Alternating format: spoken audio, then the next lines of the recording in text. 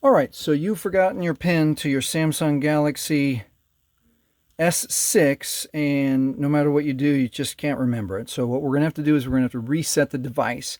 Keep in mind it will erase everything. So this is how you do it. So usually if you hit power off, oh, let's try it again, power off, and hit it again, it's going to say you need the pin to turn the device off. So let's try a different way. So we're going to hit power off, hit power off. Okay, now we're going to hit restart, but let's get prepared. As soon as we hit restart, we're going to hold down power, volume up, and home. Here we go. Hit restart, restart, volume up, power, and home, all at the same time. Continue to hold, and it'll cycle back on the logo. Keep holding, and you'll come up with the Android. Now this Android will be on this screen for anywhere from 10 seconds. It could be up to a minute for you.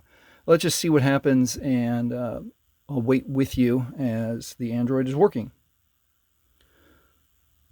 Doodle-doot. There we go. So now we have the no command Android laying sideways. And again, we've got to wait just a little bit, and it could be anywhere from 10 more seconds to about 30 more seconds.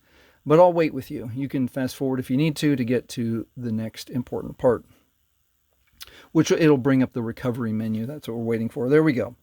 Now with the volume buttons, we're going to choose Wipe Data Factory Reset, and we're going to hit OK with power, and then confirm yes, hit OK with power, and you can see here that it will say that it is data wipe is complete, and that is how you hard reset your Samsung Galaxy S6 if you have forgotten your PIN.